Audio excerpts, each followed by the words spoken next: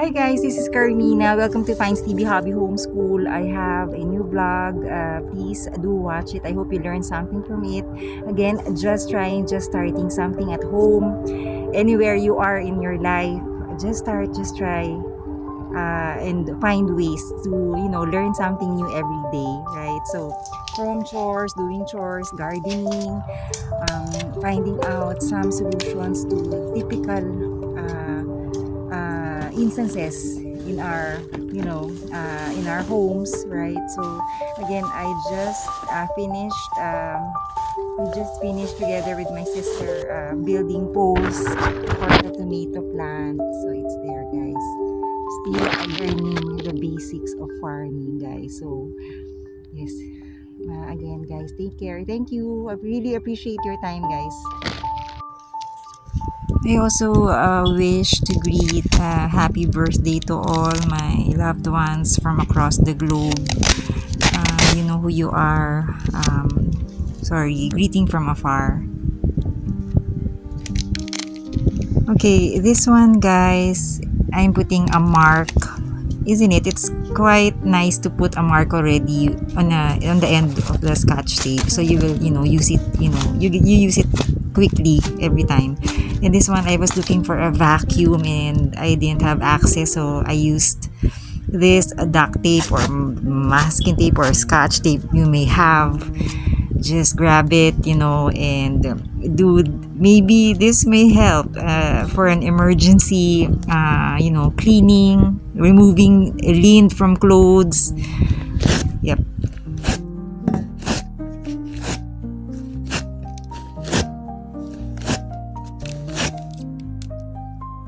And guys, did you also notice that the color of my teeth? I hope I am achieving the same goal as I said a month ago, to lessen beverages, hot beverages like morning drinks that has a lot of caffeine. So I started with this project, the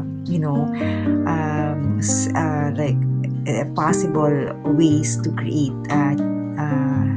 hot beverages, morning or warming beverages that are not caffeine inspired. So I hope you go through all my vlogs, like my recent from vlogs in Florida. I have started making different teas, concoctions for our dentures, like teeth, oral issues about discoloration and everything.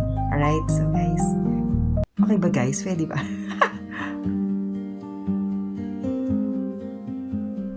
I can't imagine, guys, that really just cutting out fruits and maybe herbs, fresh herbs, vegetables, putting it into your warm beverage, hot water, is as simple as it is, and adding your favorite creamer as possible. It tasted fine, light, bland, but delight. Okay, we were looking for a pair of earmuff to run the farm machine when we do this. So I think I also want to share on this vlog how I prepare solo serving of a vegetarian or healthy food recipes.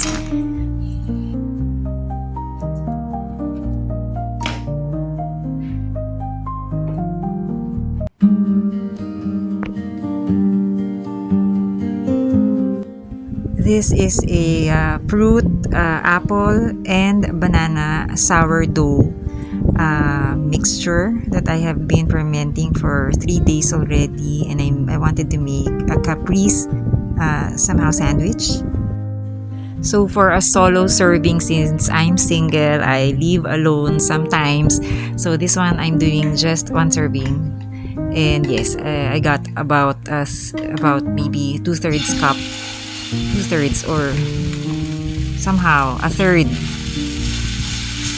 of the jar, half the jar.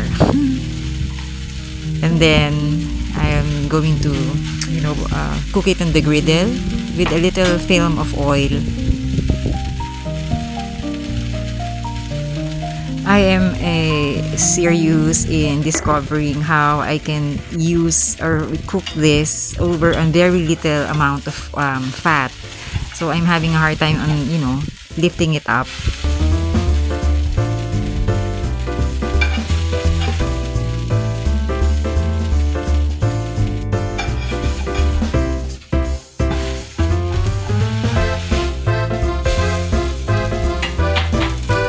So the goal, you can, make a huge, a larger size or portion for this.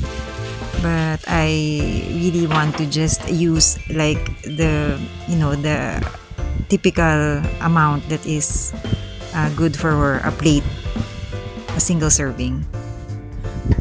So I added a little layer of apricot jam since I'm kind of looking at this flavor, something sweet also.